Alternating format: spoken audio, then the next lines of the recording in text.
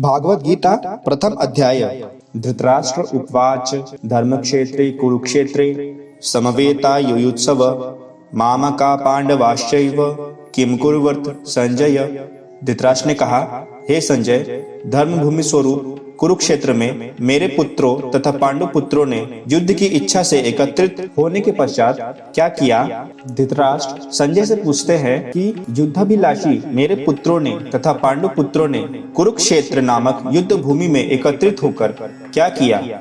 यहाँ एक प्रश्न उठता है कि धृतराष्ट्र ने अपने पुत्रों को एवं पांडवों को युद्ध के लिए ही एकत्रित बताया है, अतः वे तो युद्ध ही करेंगे, परंतु क्या किया, इसके द्वारा जो प्रश्न कह रहे हैं इसका क्या अभिप्राय है। इसके उत्तर के लिए हे धृतराष्ट्र धर्म क्षेत्र शब्द का उल्लेख कर रहे हैं। श्रुति में ऐसा कहा गया है कि कुरुक्षेत्र देव यजनम अर्थात कुरुक्षेत्र देवताओं की यज्ञ स्थली है, अतः यह क्षेत्र धर्म प्रवर्तक क्षेत्र के रूप में प्रसिद्ध है। अतएव इसके संग के प्रभाव से दुर्योधन आदि अधार्मिक व्यक्तियों का भी क्रोध दूर हो सकता है तथा वे धर्म में प्रवृत्त हो सकते हैं। पांडव तो धार्मिक है ही, अतः विवेक उत्पन्न होने पर बंधु हिंसा को अनुचित जानकर दोनों ही संधि के लिए सहमत हो सकते हैं। बाध्य रूप से धृतराष्ट्र ऐसा प्रदर्शित कर रहे हैं कि संधि होने से वे खुशी होंगे, परंतु आंतरिक रूप से उन्हें महादुख हो रहा है कि यदि संधि हुई तो पहले की भांति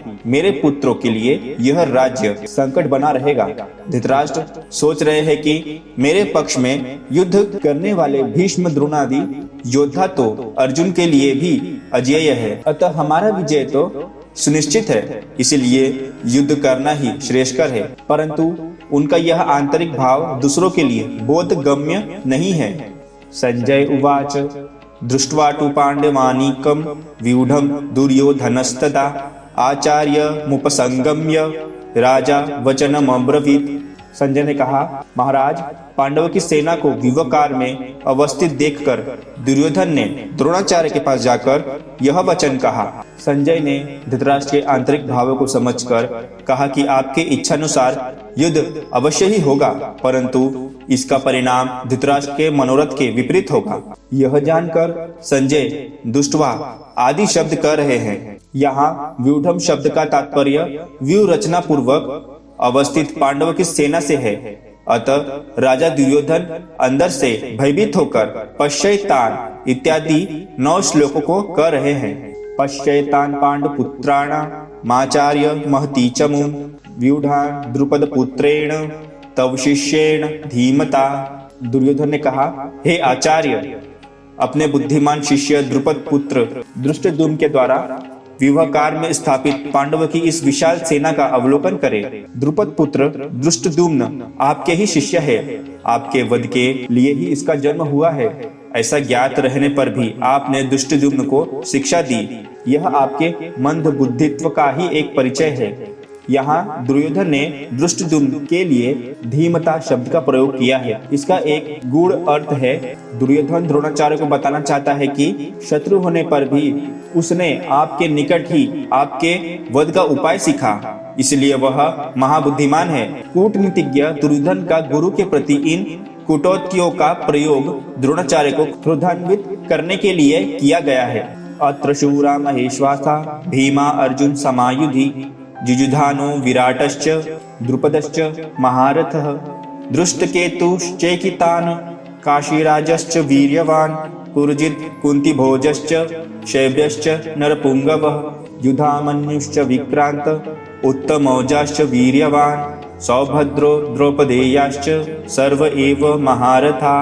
दुर्योधन ने कहा, इस सेना में महान धनुर्धारी अर्जुन और भीम एवं उनके समान ही शूरवीर सात्यकी विराट नरेश तथा महारथी द्रुपदादि है। इस युद्ध में दृष्टकेतु, चेकितान, वीर काशीराज, पुरजित, कुंतीभोज, नरश्रेष्ठ शैब्य, परम पराक्रमी युधामन्यु, वीर्यवान उत्तमौजा, अभिमन्यु, द्रौपदी के पुत्र प्रतिबिंध्य आदि महारथी है। अस्माकंतु विशिष्टाये तानि बोध द्विजोत्तम नायका मम सैन्यस्य संज्ञार्तान् ब्रवीमिते।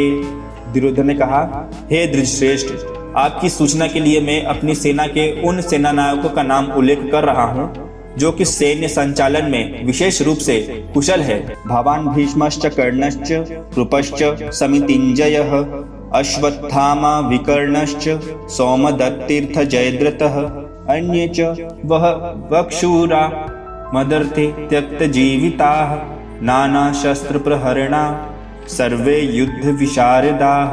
आप स्वयं द्रोणाचार्य, पितामह भीष्म, कर्ण, समर विजयी कृपाचार्य, अश्वत्थामा, विकर्ण, सोमदत्त के पुत्र भूरिश्रवा, सिंधुराज एवं जयद्रदादि शूरवीर मेरे पक्ष में हैं। मेरे लिए प्राणोत्सर्ग करने के लिए तत्पर, नाना अस्त्र शस्त्रों से सुसज्जित और भी अनेक वीर हैं जो युद्ध में निपुण हैं। यहाँ सोमदत्ती का उल्लेख भूरिश्रवा के लिए हुआ है। जीवन धारण करने से अथवा जीवन त्याग करने से मेरा महान उपकार होगा, यह समझकर जो व्यक्ति कुछ भी करने के लिए तत्पर है उसके लिए त्यक्त जीविता का प्रयोग हुआ है। श्री गीता 11 अध्याय 33वां श्लोक में भगवान की उक्ति है कि हे अर्जुन, ये सभी मेरे द्वारा पहले ही नियत हो चुके हैं, तुम केवल निमित्त बन जाओ। इस युक्ति के अनुसार सरस्वती देवी दुर्योधन के मुख से उनकी सेनाओं के लिए त्यक्त जीविता अर्थात मरे हुए हैं यह सूचित करा रही है। अपर्याप्तम तदस्माकं बलम भीष्माभिरक्षितम् पर्याप्तम त्विदमेतेषां बलम भीमाभिरक्षितम्। भीष्म के द्वारा संरक्षित हमारा सैन्य बल अपर्याप्त है, किंतु दूसरी ओर भीम के द्वारा संरक्षित पांडवों का सैन्य बल पर्याप्त है, ऐसा दुर्योधन ने आचार्य द्रोण से कहा। यहाँ अपर्याप्त शब्द का तात्पर्य अपरिपूर्ण से है। इसका अर्थ यह है कि कौरवगण पांडवों से युद्ध करने में असमर्थ है। अति सूक्ष्म बुद्धि युक्त तथा शस्त्र शास्त्रों में प्रवीण भीष्म पितामह के द्वारा संरक्षित होने पर भी यह सैन्य बल अपर्याप्त है, क्योंकि भीष्म अभय पक्षपाती है। पर्याप्तम भीमाभिरक्षितम, किंतु पांडवों की यह सेना स्थूल बुद्धि युक्त भीम के द्वारा रक्षित होने पर भी पर्याप्त है, अर्थात हमारे साथ युद्ध करने में सक्षम है। उपरोक्त वाक्यों के द्वारा यही निर्दिष्ट होता है कि दुर्योधन अंतःकरण से भयभीत है। आयनेषु च सर्वेषु यथा भागमवस्थिताः भीष्ममेवाभिरक्षन्तु भवन्तः सर्व एव हि। अतएव सभी प्रवेश द्वारों पर अपने अपने निर्दिष्ट स्थानों पर स्थित होकर आप लोग पितामह भीष्म की ही सब प्रकार से रक्षा करें।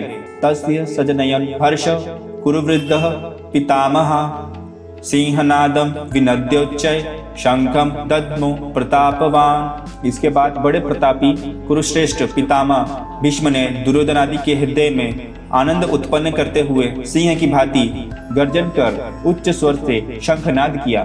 तदनंतर दुर्योधन के द्वारा द्रोणाचार्य के पास अपनी प्रशंसा सुनकर पितामह भीष्म बड़े प्रसन्न हुए।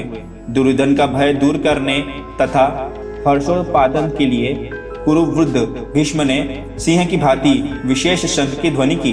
ततः शंकाश्च भैर्यश्च पणवा नक गोमुखाः सहसैवाभ्यहन्यन्त सशब्द स्तुमुलोभवत्। अनंतर शंख, नगाड़े, ढोल, मृदुंग और रण सिंगाटी अनेक प्रकार के वाद्य यंत्र अचानक ही एक साथ बज उठे, जिससे अति भयंकर ध्वनि हुई। तत श्वेतैर्हैर्युक्ते महति स्यन्दने स्थितो माधव पांडवाश्चैव दिव्यो शंखो प्रदत्मतु। इसके बाद श्वेत घोड़ों से युक्त उत्तम रथ में बैठे हुए श्री कृष्ण तथा धनंजय ने दिव्य शंख ध्वनि की। पांचजन्य ऋषिकेशो देवदत्तं धनंजयः पौंड्रं दद्मौ महाशंखं भीमकर्मा वृकोदरः। ऋषिकेश श्री कृष्ण ने पांचजन्य, अर्जुन ने देवदत्त तथा भयंकर कार्यों को करने वाले भीम ने पौंड्र नामक महाशंख बजाया। अनंत विजयम राजा कुंती पुत्रो युधिष्ठिरः नकुल सहदेवश्च सुघोष मणिपुष्पको। कुंती नंदन महाराज युधिष्ठिर ने अनंत विजयम, नकुल ने सुघोष तथा सहदेव ने मणिपुष्पक नामक शंख बजाया। काश्यश्च परमेश्वासा शिखंडी च महारथः दृष्टद्युम्नो विराटश्च सात्यकिश्च पराजितः द्रुपदो द्रौपदेयश्च सर्वश पृथ्वीपते सौभद्रश्च महाबाहु शंखान दद्मु पृथक पृथक। संजय ने कहा, हे धरनी प्रति धृतराष्ट्र, महाधनुर्धारी काशीराज महारथी शिखंडी दृष्टद्युम्न, विराटराज, अपराजेय सात्यकी, राजा द्रुपद, द्रौपदी के पुत्रों तथा सुभद्रा नंदन अभिमन्यु, इन सभी ने अपना अपना शंख बजाया। सघोषो धातराष्ट्राणां हृदयानि व्यदारयत् नभश्च पृथिवीञ्चैव तुमुलो व्यनुनादयन्। उस भयंकर शब्द ने आकाश और पृथ्वी को प्रतिध्वनित करते हुए धृतराष्ट्र के पुत्रों के हृदय को विदीर्ण कर दिया। अतः व्यवस्थितान् दृष्ट्वा धातराष्ट्रान् कपिध्वजः प्रवृत्ते शस्त्र संपाते धनुरुद्यम पांडवः ऋषिकेशम तदा वाक्य मीदमाह महीपते। हे राजन, उसके बाद आपके पुत्रों को युद्ध के लिए व्यवस्थित देखकर बाण फेंकने को उद्यत कपिध्वज अर्जुन ने अपना धनुष उठाकर श्री कृष्ण से यह वचन कहा। कपिध्वज, जिनके रथ की ध्वजा पर महाबली हनुमान जी विराजमान रहते हैं, उन अर्जुन का ही नाम कपिध्वज है। अर्जुन को अपने धनुर्विद्या पर अत्यधिक अभिमान था। किसी समय वे अपने हाथों में गांडीव को धारण कर किसी नदी के किनारे घूम रहे थे। वहां उन्हें एक बूढ़ा बंदर दिखाई पड़ा। उन्हें प्रणाम कर पूछा, आप कौन हैं? बंदर ने नम्रता पूर्वक उत्तर दिया, मैं रामदास हनुमान हूँ। अर्जुन ने पुनः पूछा, आप उन्हीं श्री रामचंद्र जी के सेवक हैं जिन्होंने अपने बाणों से समुद्र पर पुल का निर्माण न कर सकने के कारण बंदरों द्वारा पत्थर का पुल बनवाया, तब कहीं उनकी सेना समुद्र पार कर सकी। यदि उस समय मैं वहां रहता तो बाणों का ऐसा सुदृढ़ पुल निर्माण करता जिससे सेना सहज ही समुद्र को पार कर पाती। हनुमान जी ने नम्रता से ही उत्तर दिया, किंतु तुम्हारे द्वारा निर्मित पुल श्री रामचंद्र जी की सेना के सबसे दुर्बल बानर का भी भार कदापि सहन करने में समर्थ नहीं होता। अर्जुन ने कहा, मैं इस नदी के ऊपर बाणों का पुल निर्माण कर रहा हूँ, आप इसके ऊपर कितना भी भार लेकर उस पर चले जाएं। हनुमान जी ने विराट रूप धारण कर हिमालय की ओर छलांग लगाई और रोम रोम में बड़े बड़े पत्थरों को धारण कर ज्यों ही प्रथम चरण पुल के ऊपर रखा, पुल चरमरा उठा। किंतु आश्चर्य की बात कि पुल टूटा नहीं। अर्जुन डर से कांप उठे। उन्होंने अपने आराध्य देव श्री कृष्ण का स्मरण किया। प्रभु, पांडव की लज्जा आपके हाथ में है। उधर हनुमान जी ने भी दोनों पैरों का भार उस पुल पर रखा, किंतु पुल के न टूटने पर उन्हें भी आश्चर्य का ठिकाना न रहा। यदि पुल न टूटा तो बड़ी भारी लज्जा की बात होगी। उन्होंने मन ही मन अपने इष्ट देव श्री रामचंद्र जी का स्मरण किया। इतने में इनकी दृष्टि पुल के नीचे जल पर पड़ी। वहां उन्होंने जल नहीं वरम रक्त की धारा को प्रभावित होते देखा। तत्क्षण उतरकर उन्होंने पुल के नीचे झांका और देखा, अरे यह क्या! मेरे इष्ट देव स्वयं श्री रामचंद्र जी अपनी पीठ लगाकर पुल की रक्षा कर रहे हैं। तत्क्षण वे श्री रामचंद्र जी के चरणों में प्रणत हुए। अर्जुन ने उनको श्री राम के रूप में नहीं बल्कि श्री कृष्ण के रूप में देखा। दोनों ही नतमस्तक हो गए। उनके इष्ट देव ने कहा, मेरे दोनों ही स्वरूपों में कुछ भी अंतर नहीं है। मैं कृष्ण ही मर्यादा स्थापक के रूप में राम हूँ तथा मैं लीला पुरुषोत्तम के रूप में रसामृत मूर्ति कृष्ण हूँ। आज से तुम मेरे दोनों ही सेवक मित्र बन जाओ। अभी आगामी युद्ध में अर्जुन के रथ की ध्वजा में विराजमान रहकर महाबली हनुमान जी सभी प्रकार से अर्जुन की रक्षा करेंगे। इसलिए महाभारत युद्ध में अर्जुन के रथ की ध्वजा पर हनुमान जी विराजमान रहते हैं। इसलिए अर्जुन का एक नाम कपिध्वज हुआ। अर्जुन उवाच सेनयोरुभयोर्मध्ये रथं स्थापयमेच्युतः यावदेतान्निरीक्षेऽहं योद्धुकामानवस्थितान् कैर्मया सह योद्धव्यमस्मिन् रणमुद्यते योत्स्यमानानवेक्षेऽहं य एतेऽत्र समागताः धार्तराष्ट्रस्य दुर्बुद्धे युद्धे प्रियचिकीर्षवः। अर्जुन ने कहा, हे अच्युत, मैं जब तक युद्ध की अभिलाषा से खड़े हुए इन समस्त वीरों को अच्छी तरह देख न लूं, इस युद्ध में किन लोगों के साथ मुझे युद्ध करना होगा तथा इस युद्ध में दुर्बुद्धि परायण धृतराष्ट्र पुत्र का कल्याण चाहने वाले एकत्रित योद्धाओं का निरीक्षण न कर लूं, तब तक आप मेरे रथ को दोनों सेनाओं के बीच में खड़ा करें। एवं उक्त्वा ऋषिकेशो गुडाकेशेन भारतः सेनयोरुभयोर्मध्ये स्थापयित्वा रथोत्तमं भीष्मद्रोणः प्रमुखतः सर्वशांच महीक्षितात्। उवाच पार्थ पश्यैतान् समवेतान् कुरूनिति। संजय ने कहा, हे भारत, गुड़केश अर्जुन के द्वारा इस प्रकार कहे जाने पर श्री कृष्ण ने दोनों पक्षों की सेनाओं के बीच में समस्त राजाओं तथा भीष्म, द्रोण विशिष्ट व्यक्तियों के सामने उत्तम रथ को स्थापित किया। श्री कृष्ण ने कहा, हे पार्थ, इन एकत्रित कौरवों को देखो। तत्र पश्यस्थितान् पार्थ पितृनथ पितामह आचार्यान् मातुलान् भ्रातॄन् पुत्रान् पौत्रान् सखींस्तथा श्वशुरान् सुहदेवश्च सेनयोरुभयोरपि। उसके बाद अर्जुन ने दोनों सेनाओं में उपस्थित अपने पिता के भाइयों, पितामहों, आचार्यों, मामा, भाइयों, पुत्रों, पौत्रों, सखा, श्वशुरों तथा सुहद को देखा। अर्जुन ने दुर्योधन आदि के पुत्रों तथा पौत्रों को देखा। तान समीक्षस्य कौन्तेय सर्वान् बन्धून् अवस्थितान् कृपया पर्याविष्टो विषीदन्नदमब्रवीत्। युद्ध भूमि में उपस्थित अपने समस्त बंधु बांधवों को देखकर अत्यंत करुणा युक्त होकर कुंती नंदन अर्जुन ने कहा, दुष्टुमेवान् स्वजनान् कृष्ण युयुत्स समवस्थितान् सीदन्ति मम गात्राणि मुखञ्च परिशुष्यति। अर्जुन ने कहा, हे कृष्ण, युद्ध की आकांक्षा से एकत्रित इन स्वजनों को देखकर मेरे अंग समूह शिथिल हो रहे हैं तथा मुख भी सूख रहा है। वेपथुश्च शरीरे में रोमहर्षश्च जायते गांडीवम् संसते हस्तात् तक्चैव परिदेह्यते। मेरे शरीर में कंप और रोमांच हो रहा है, हाथ से गांडीव स्खलित हो रहा है और त्वचा भी जल रही है। न च शक्नोम्यवस्थान्तु भ्रमतीव च मे मनः निमित्तानि च पश्यामि विपरीतानि केशवः। हे केशव, मैं अब खड़े रहने में असमर्थ हूँ, मेरा मन भी भ्रमित हो रहा है।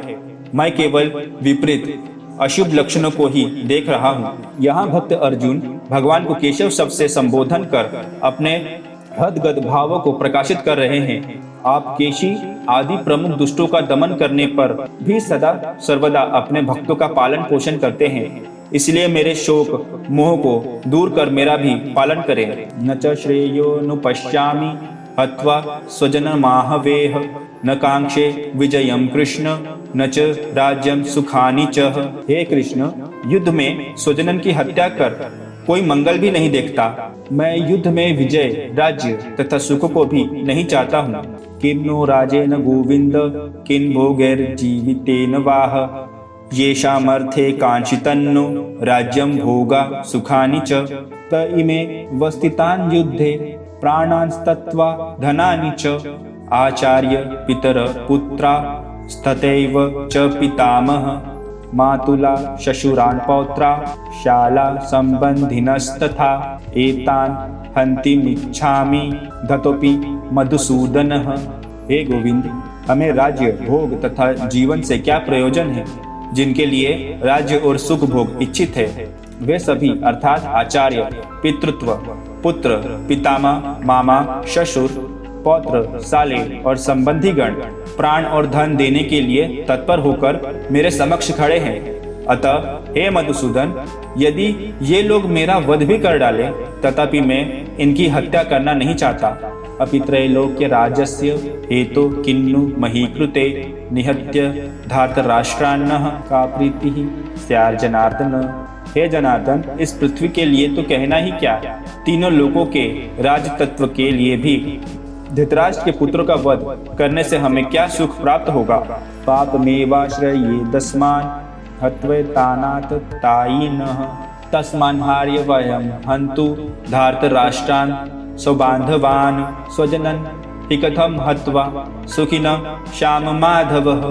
हे माधव, इन सभी आतताइयों को मारने से हमें पाप ही लगेगा, इसलिए बांधवों सहित दुर्योधन का वध करना हमारे लिए उचित नहीं है, क्योंकि स्वजनन की हत्या करने से हम किस प्रकार सुखी होंगे। स्मृति शास्त्र के अनुसार 6 प्रकार के आतताइयों का वध करने से पाप नहीं होता, किंतु मां हिंसा सर्वभूतानि, इस श्रुति वचन के अनुसार किसी भी प्राणी की हिंसा न करो, ऐसा प्रतिपादित होता है।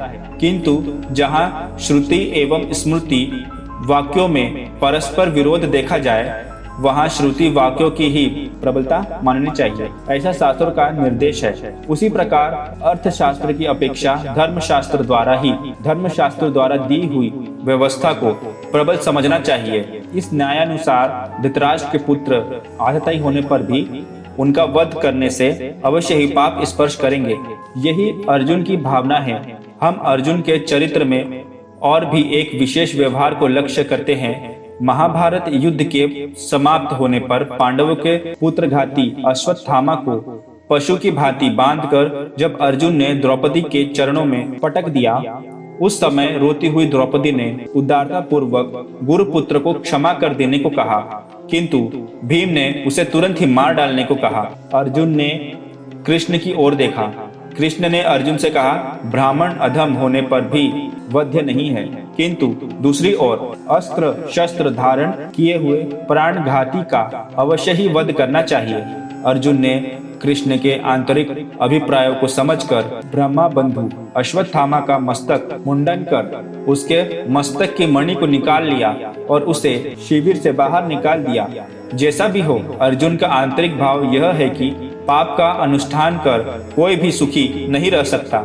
उसे पारलौकिक सुख की तो बात ही क्या, लौकिक सुख भी नहीं प्राप्त हो सकता। वेद, स्मृति, सदाचार और आत्मतुष्टि यह धर्म के 4 लक्षण हैं। स्वजनन अर्थात बंधु बांधवों के विरुद्ध युद्ध करना वेद और सदाचार के विरुद्ध आत्मग्लानिप्रद है। यद्यपेते न पश्यन्ति लोभोपहत चेतसः कुलक्षय कृतं दोषम मित्रद्रोह च पापकम कथम च ज्ञेयमस्याभि पापादस्मान्निवर्तितुं कुलक्षय कृतं दोषम प्रपश्यर्धिर्जनार्दनः। अर्जुन ने कहा, हे जनार्दन, राज्य के लोभ से भ्रष्ट बुद्धि होकर दुर्योधन आदि वंशनाश से उत्पन्न दोष तथा मित्रद्रोह से उत्पन्न पाप को नहीं देख रहे हैं, परंतु इसे जानने वाले हम लोगों को इस दोष से निवृत्त होने के लिए क्यों नहीं विचार करना चाहिए। अहो, फिर भी इस युद्ध में क्यों प्रवृत्त हैं? इसके उत्तर में यद्यपि इत्यादि वाक्यों कह रहे हैं। कुलक्षय प्रणश्यन्ति कुलधर्मा सनातनः धर्मे नष्टे कुलं कृष्णन् मधर्मो विभवत्युतः। वंशनाश से वंश परंपरा द्वारा प्राप्त धर्म समूह नष्ट हो जाते हैं। धर्म के नष्ट होने पर संपूर्ण कुल को अधर्म दबा लेता है। अधर्माभिभवात् कृष्ण प्रदुष्यन्ति कुलस्त्रियः स्त्रीषु दुष्टासु वार्ष्णेय जायते वर्ण संकरः। हे कृष्ण, अधर्म के द्वारा कुल के अभिभूत होने पर कुल की स्त्रियां भ्रष्ट हो जाती हैं। हे वृष्णवंशी, स्त्रियों के भ्रष्ट होने से वर्ण संकर की उत्पत्ति होती है। संकरो नरकायैव कुलज्ञाना कुलस्य च पतन्ति पितरोहेषु लुप्त पिंडोद क्रियाः। वर्ण संकर कुल घातियों को तथा कुल को नरक में ले जाता है। इनके पितृगण भी जलहीन तथा पिंडहीन होने पर तथा पिंडहीन होकर निश्चय ही पतित हो जाते हैं। दोषैरेति कुलज्ञाना वर्ण संकर कारके उत्साध्यन्ते जाति धर्मा कुल धर्माश्च शाश्वताः। कुल घातियों के इन सभी दोषों के द्वारा सनातन जाति धर्म तथा कुल धर्म विलुप्त हो जाते हैं। हे जनार्दन, मैंने ऐसा सुना है कि कुल धर्म विहीन लोगों को अनंत काल तक नरक भोग करना पड़ता है। अहो बत महत् पापम कर्तु व्यवसिता व्ययम यद्राज्य सुख लोभेन हंतु स्वजन मुद्यता। हाय, कितने खेद की बात है कि हम लोग राज्य सुख के लोभ से स्वजनन की हत्या के लिए उदित हैं तथा यह महापाप करने को कृत संकल्प है। यदि माम प्रतीकारम शस्त्रम शास्त्रम पाणयः धार्तराष्ट्रारणे हंतु स्तन्मे क्षेमतरम भवेत। यदि अस्त्र विहीन तथा आत्मरक्षा के लिए चेष्टा रहित मुझको शस्त्रधारी धृतराष्ट्र के पुत्रगण युद्ध में मार भी डाले तो भी यह मेरे लिए हितकारी ही होगा। संजय उवाच एव मुक्त्वार्जुन संख्ये रथोपस्थ उपाविशत् विसृज्य सशरं चापम शोक संविघ्न मानसः। संजय ने कहा, शोक से उद्विग्न वाले अर्जुन ने युद्ध भूमि में ऐसा कहकर बाण सहित धनुष का परित्याग कर दिया तथा वे रथ में बैठ गए।